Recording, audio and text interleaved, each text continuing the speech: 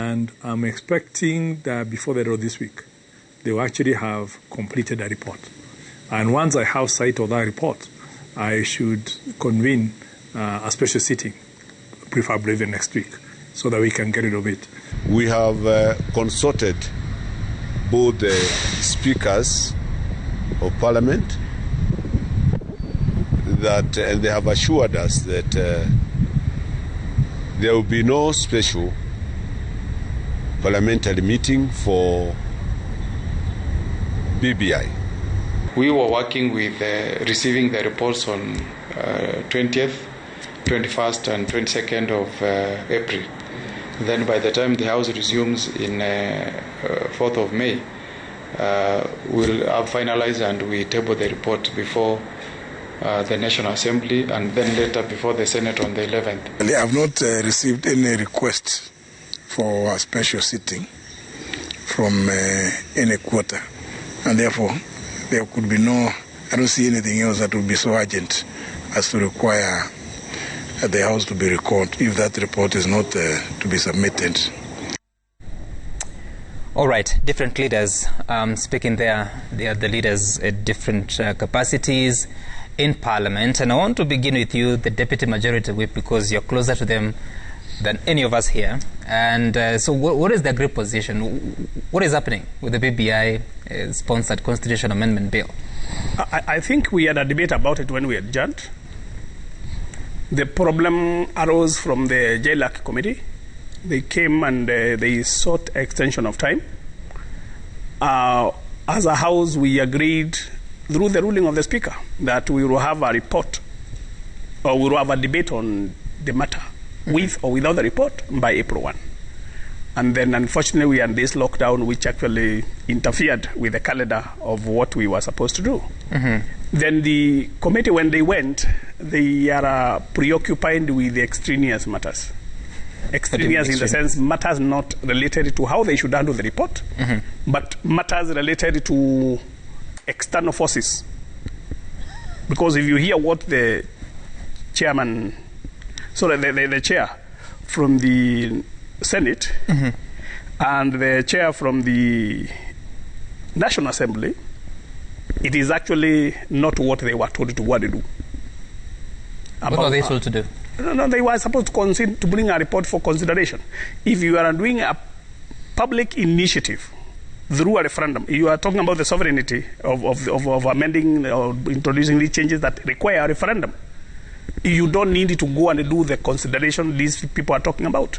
Even when he came to the House, we asked him, when he says there are weighty matters, who talked about weighty matters in the report? The bill has been having debate outside for the last 2 years. It went through the signatures, through the IBC, it went to the county assemblies, they approved it. So what is required in Article 257 about the public initiative is about putting this through the National Assembly to see whether there are any issues that needs to be considered. And they pass it. Now, if they pass it, it will still go to the referendum.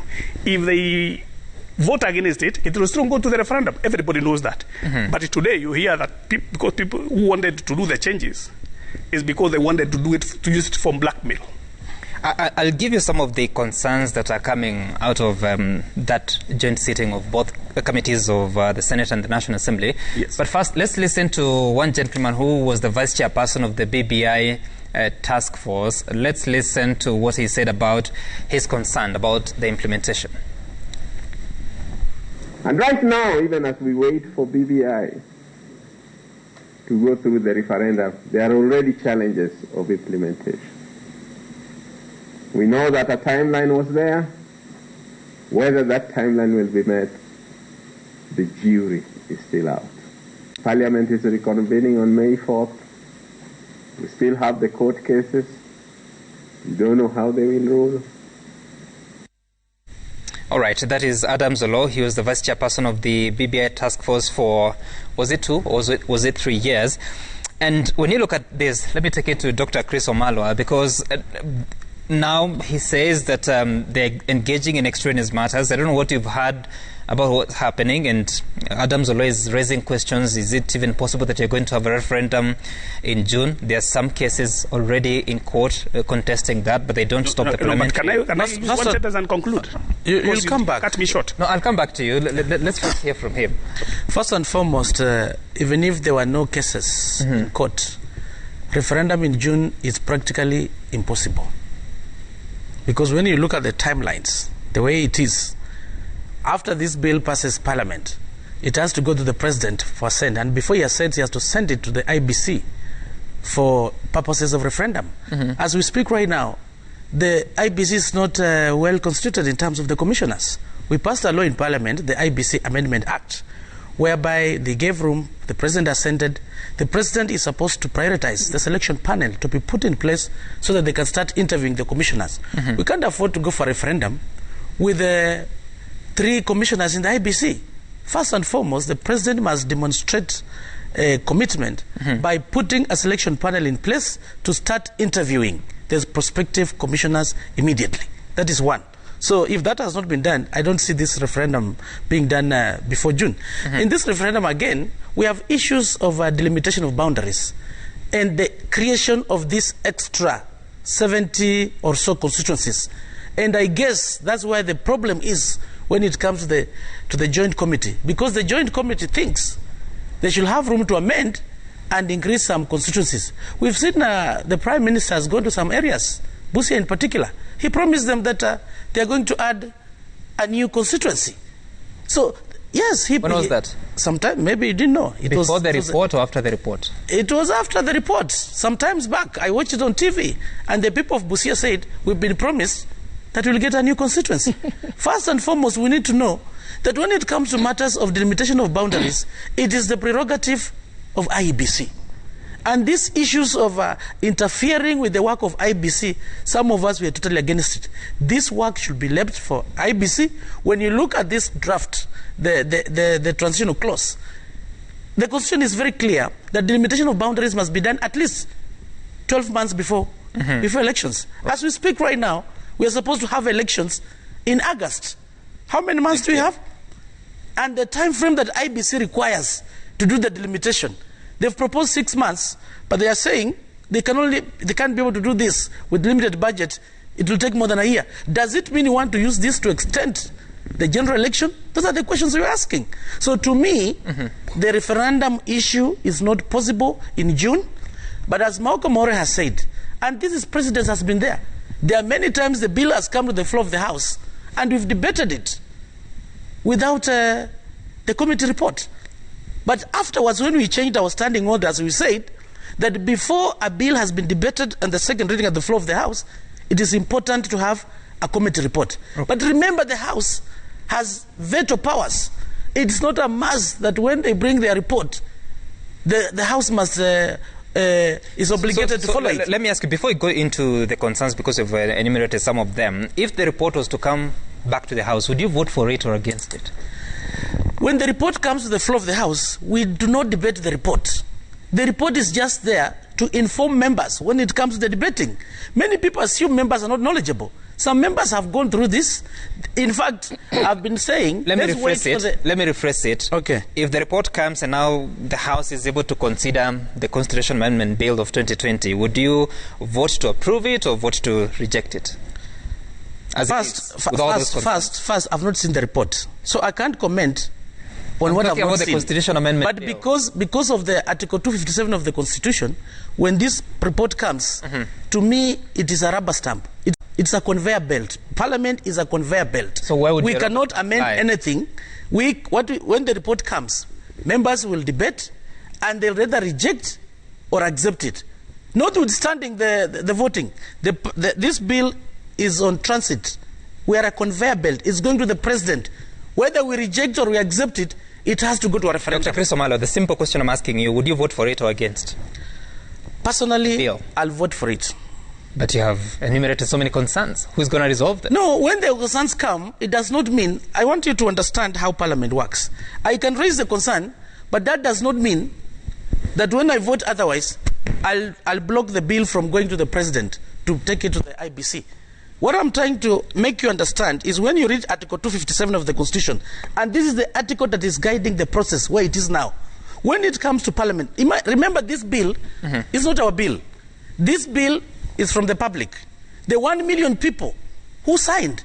And that's why the same bill, when it went to the county assemblies never amended. Okay. What you are supposed to do is to for it or you reject. Then it comes to the Parliament. Let's. I know what you want to say. Let's listen to Kongo Omogeni. No, you don't. I think I have an idea.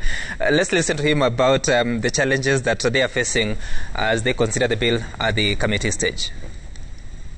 Yeah, if you read the second schedule, gives IBC a period of 6 months within which to finalize the delimitation of these 70 constituencies.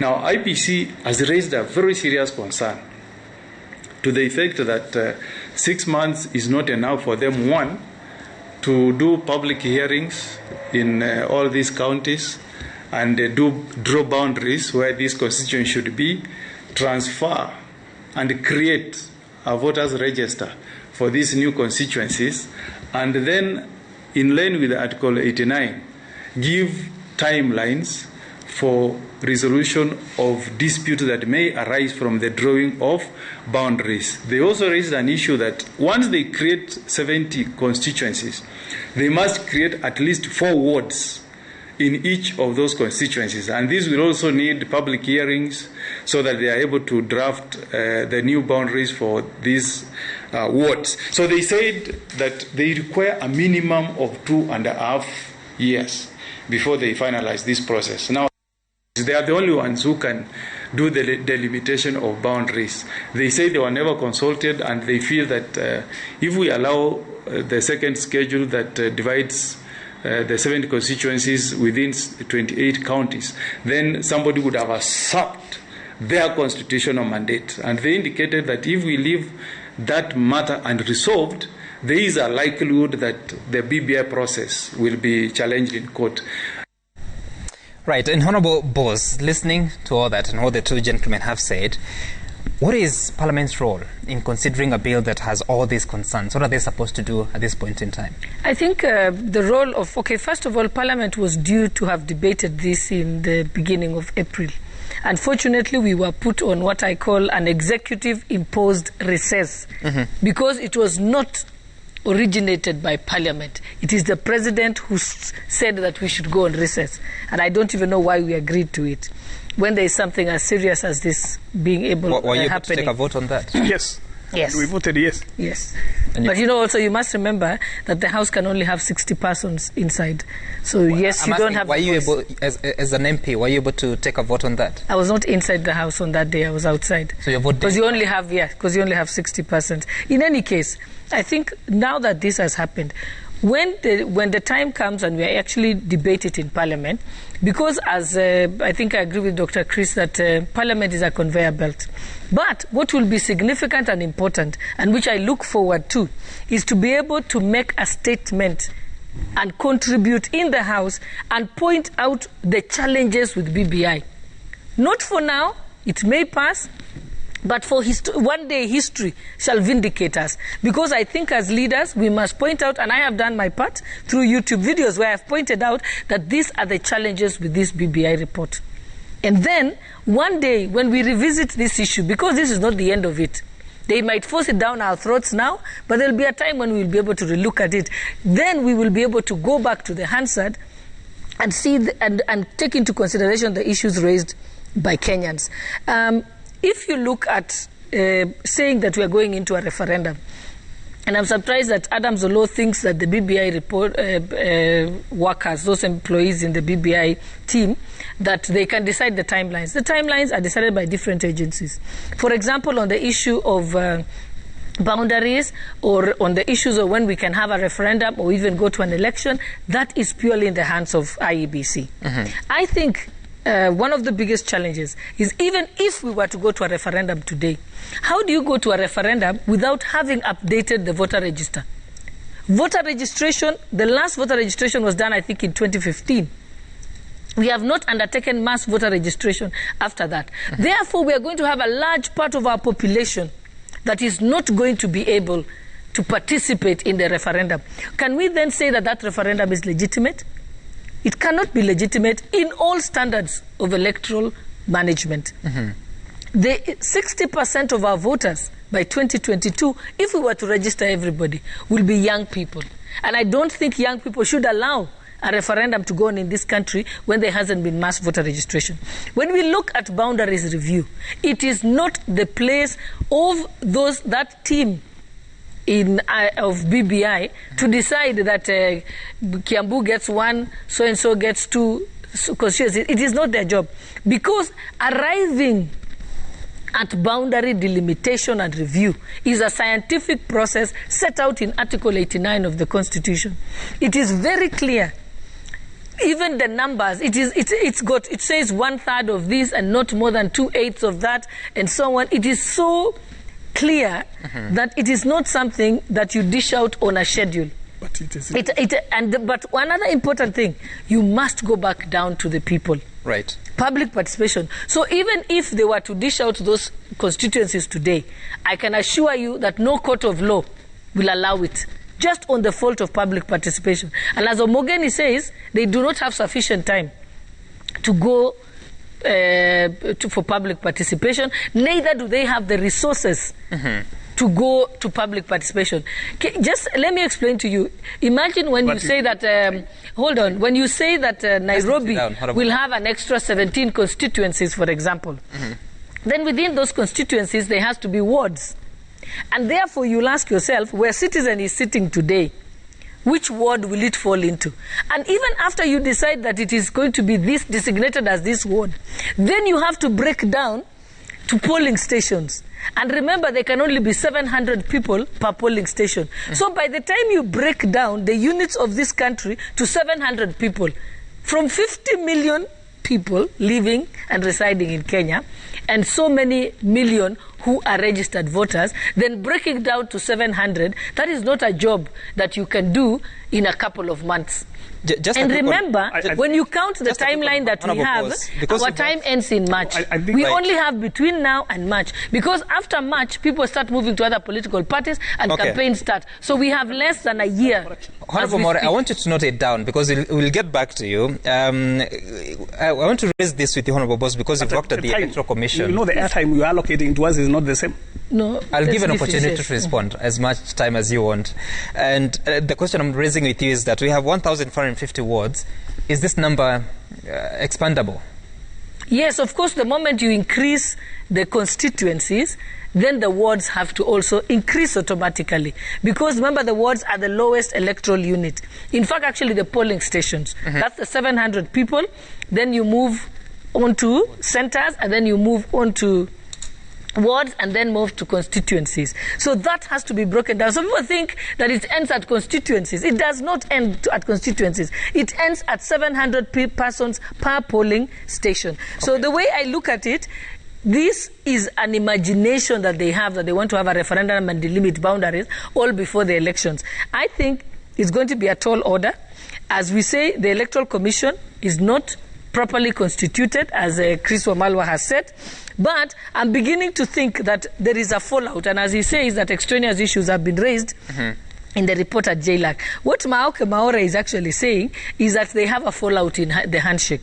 What is happening at the moment, even this lockdown, I am so sure the lockdown and saying no more political rallies was to allow this Kieleweke group to regroup and figure out what they should do. They can't think whether they want to extend the term of the president. So all this, because voter registration can't be done, because we can't delimit boundaries, because we can't have the election, they are beginning to talk about extending the term of the president. And I'm telling you, if they thought that they were strong, then they should not be asking to extend the term of the president. Just a moment, so there is a lot more than meets the eye in this issue. But before she does, let's listen to what else Olo said, because we've raised some very serious issues. Let's listen to Adams Olo, the Vice Chair of the BBI committee.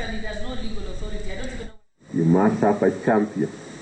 You must have leadership that is ready to lead from the front for BBI to be secured. Let it not be, again, just like it happened during independence, that We fought for Uhuru, and later we said that we simply replaced the white colonialists with new black indigenous, a problem, and therefore we had to talk of a second liberation. Let it not go there. Let BBI now carry us all, and let's secure it that this is what we need for our country. Right.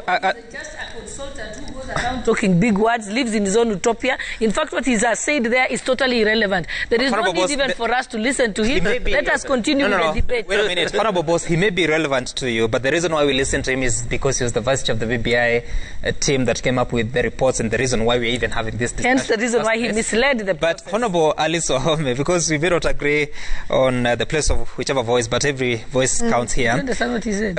Tell me about, with all these concerns, and as Chris Omalo and Honorable Boss said that this is just Parliament is just a conveyor belt, and therefore the bill, whether it's rejected or approved by Parliament, will find its way in the hands of the President and thereafter IEBC if the process is to be followed. What are we to do with issues in the bill that make us face so many challenges of implementation, specifically on delimitation of boundaries, the question of what we're facing at the IBC Commission with 4 commissioners missing? What are you supposed to do within a very short time to the next election? You see, all these are failures that can be at, all this, quagmire that we find ourselves in as a country is because people have been trying to look for shortcuts of extending the period of this government, or what gives it opening up the term limit. You see, the real thing, an elephant in the in the whole of this process is because there were people who wanted executive prime minister. It has not yet been achieved in this bill.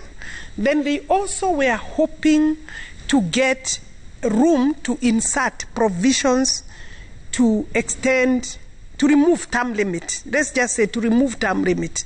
Because you can remove term limit and the president doesn't have to vie if he's not interested. You see what I'm saying? Because, you can even vie for one term even as a president. But you have an option under the current constitution to run for 2 terms of 5 years.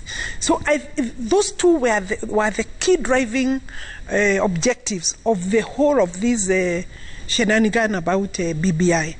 Now, the JLAC has 2 teams that are now not agreeing. You see, it is a joint committee of Senate and the National Assembly. The National Assembly is led by Muturi Kigano, who is in the Kiereweke wing of Jubilee. Then Okongo is actually an ODM person. And if things were properly being done, he wouldn't even be leading. You see, now chickens are coming home. What do you mean properly being done? Because even the management of Parliament and the committees is totally in disarray, because the government is the one supposed to be heading committees, departmental committees, and Justice and Legal Affairs is basically a departmental committee. It should be headed by the government because they are the ones to receive proposals from the government. You can't have an opposition member of Parliament heading. So all these things that Kina Maoka did are now coming to hit the wall somehow. So there is no agreement in that joint committee because one, Raila, and maybe rightfully so, is raising very substantive issues about the distribution of the constituencies. And Kenyans are not happy about how it was done because first and foremost, the mandate is within the IBC until you amend the constitution. But people sat somewhere in that committee led by this gentleman talking, Martin Olo. Adams Olo. And then they came up with this. These things are made behind the scenes and then they are brought to the public to try and endorse them. So therefore there is a disconnect between the Kiereweke and the handshake brothers are not having now one objective. I think there is a challenge there. There is dissatisfaction on the part of the Raila team, and there is also uncertainty on the side of Kieleweke, because I think they want to change their goalposts, or there are even the issues of the presidential bearers, the candidates. There is a shift of thinking, and that is informing some of these activities you are seeing in Parliament. Because before, they were very comfortable with the Right Honourable Raila Odinga leading the BBI, because he really has been the torchbearer of, give it to him, of the BBI campaigns all over. But now, and the head of state also is part of that, but into the ground and the going out there, he didn't ever went to campaign in all these political meetings that were taken up. So there is a feeling that people are being, what do I say? Initially, we also agreed and said, some of us said, this is a political machination or activity. It's not a genuine amendment of the Constitution. Why you are now finding that we are having problems even of timeline? Law is talking about timelines may not be met, court cases are bedevouring the process. The issue of timelines is not going to be met because there are no timelines. We don't have any law. But do you agree that for the success of BBI, which would appear a product of the relationship between the president and the former prime minister, do you agree that it is best achieved before the expiry of this term? It can't be achieved. Practically cannot be achieved within the remaining 15 months because of the processes that are required. No. And Sam, let this point be understood. The reason we are having challenges, including of what timelines to meet, is because there are no timelines. Timelines are supposed to be set by the law. Okay. This process, from the beginning, from the word go, ought to have been factored or set in within a legal framework, a statute. And that statute is the one that would be dictating the processes that should be undertaken, whether it is public participation, whether it is awareness creation, whether it is the time to go to the public, the time to go to Parliament, how long you stay there. All these things should be within a law, and how much you do, which committees should be used to popularize the document. This document now was popularized by 2 people, and now you want it to become a popular initiative. Although there were signatures, the beginning of this document was not a popular initiative. I want Honorable Maure to have a response. I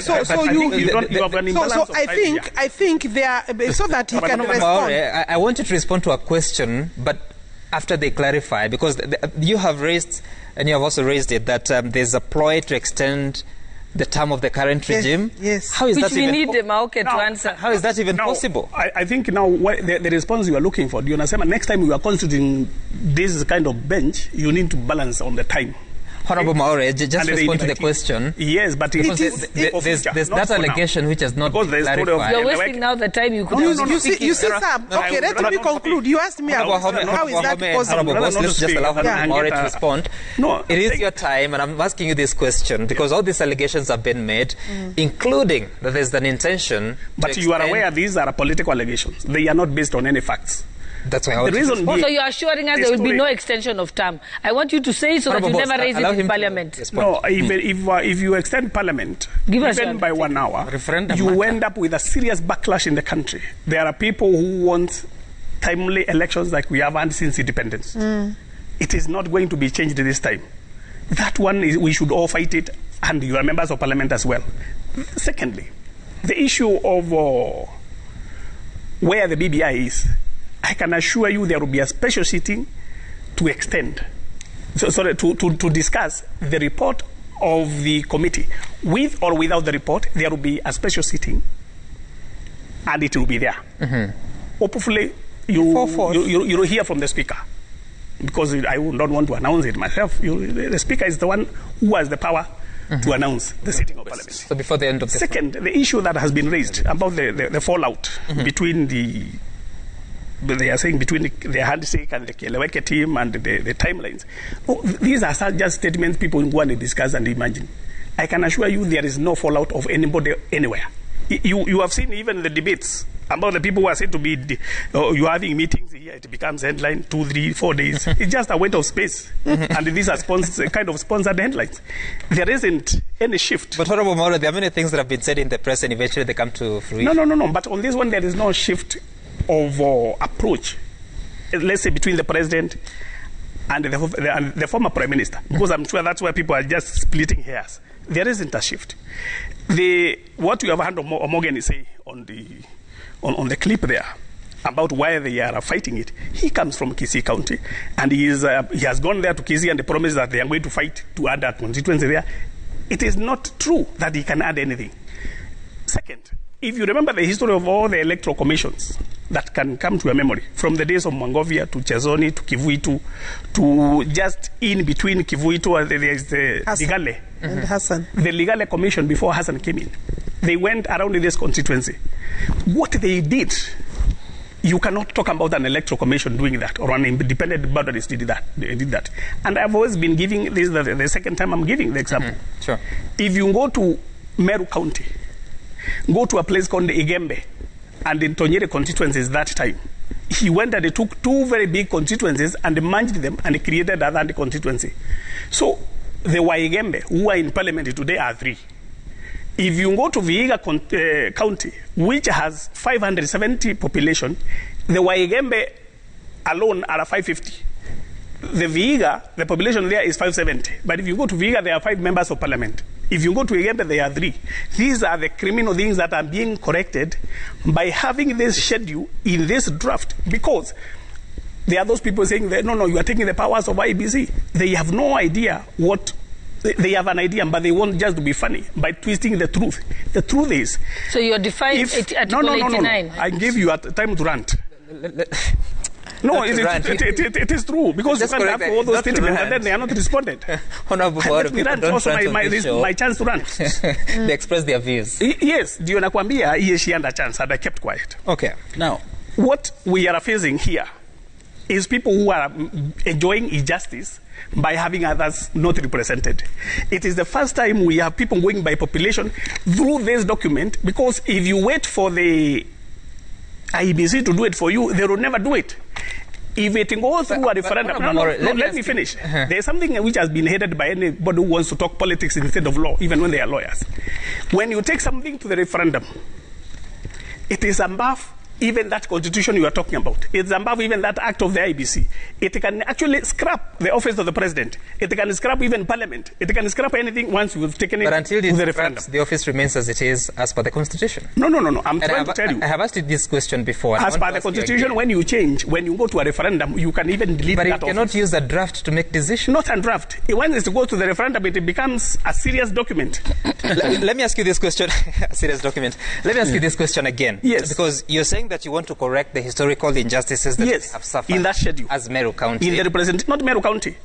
The people who have been underrepresented. Let me just raise this question. Yes. And I'm asking, because you want to correct that, why can't you do it within the law? Because at the moment, it is only IEBC that can make the decisions now, that you're... If you can be patient, I don't want to make a lot of argument about that. I'm telling you, when you have taken something to a referendum, it can even actually scrap that constitution and replace it.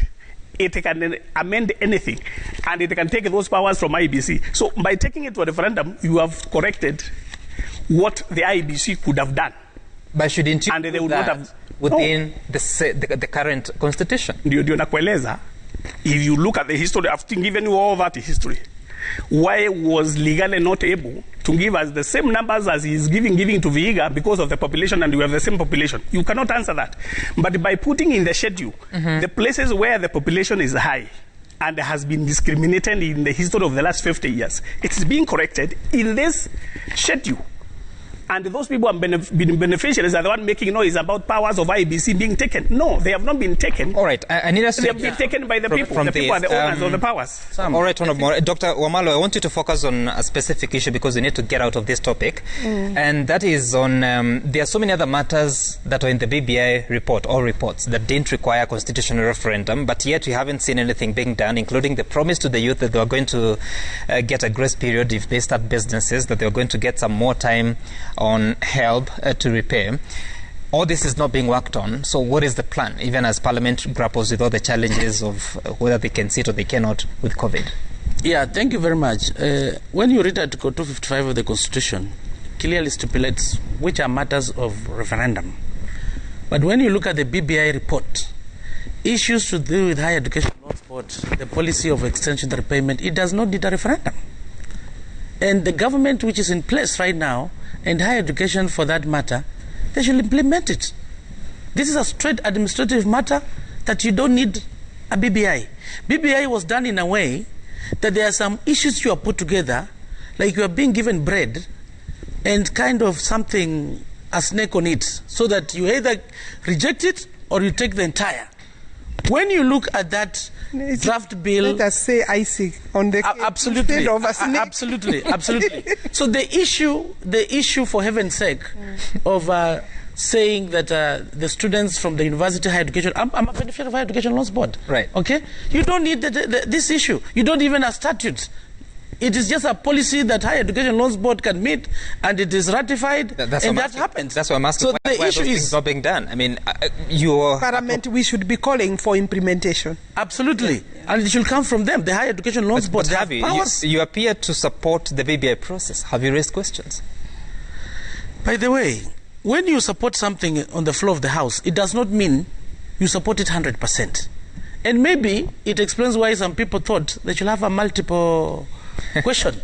Because there are some issues, actually, that I look at that I'm happy, comfortable with the BBI, but there are others that are uncomfortable. Are you happy? For instance, when it comes to Trans-Nzoia, where I come from, where Honorable is talking about constituencies, Trans-Nzoia, we are supposed to be having 3 new constituencies. But in the bill, proposed bill, we are getting 2. So we are saying, let's have the 2 as we fight for the extra. And by the way, when it comes to issues of boundaries, it's not just only population, Honorable Malcolm Maore. It is clear there are many parameters they look at, the issues of infrastructure and all that. So Andrew Gale did his work. Of course, it was not 100%. And I do agree with you, whatever is coming is for purposes of equity. But when you look at the balancing of these constituencies, personally, for Nairobi, how many are they getting? 12 new ones. I don't know whether you're getting any in Murang'a. In Trans-Nzoia, we are like we have 2, but we still wanted more. Bungoma, they have 3. They're supposed to have had 4. But the issue of delimitation of boundaries, let it be an issue of IBC. Honorable Christopher Malo, you have effectively run away from my question. Do you believe in the promise that companies started by the youth should have a 7-year grace period on taxation? Now, yes, of course. Let me tell you that as I answer that question, research has shown that 70% of new businesses, they die within 3 years. And that's a fact. So when the youth starts creating these businesses, it's because there's no employment. And I do support the government when you say, let's support the youth enterprises for purposes of them to grow and stand on their own, so that they have a grace period of 7 years. If your answer is yes, why haven't you pushed for implementation of that promise in the BBI? You're a member of Parliament. And that's why I said it doesn't need BBI for such a thing. Recently, when the president brought some tax cushions to cushion the business during this tax of COVID, it was an executive order. The president can as well do it. It comes to the floor of the House. Have you asked for it? That's what I'm asking. Pardon? Have you asked for it? Because it's a good thing, because Kenyans feel that you want to fix the politics, but you don't want to fix the issues that concern them that have been promised. But now, in the BBI. On a matter like this, they are not controversial. On a matter like this, it's already been put in the referendum. And when you bring such a bill, there are many times I've brought bills in Parliament whereby they killed, we are told it's a referendum issue.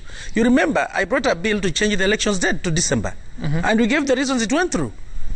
It was put down, and when I met the Raila Odinga that time, he told me, no, this will come in the referendum issue. They told me, don't touch it. So the same way now you come and say, let's bring in the issue of the grace period of 7 years. It's already been proposed in the referendum issue. It will not go anywhere. So let's wait for it. We'll handle it under the referendum issue, but it's a matter that doesn't need a referendum. There are many critical issues under the draft bill that we can do through the parliamentary initiative. So you're afraid you wouldn't succeed as much as an individual member of Parliament? The referendum is a lie. Those things will stay without being attended, so that they can be the icing on the cake for purposes of the referendum. referendum. All right. So it's really not genuine approach to these issues, because we should have pulled them out. But where we are now, I think it becomes very hard to pull out any issue. The only savior that can happen now is to allow multiple choices. All right. Because, the bill is already drawn. Okay.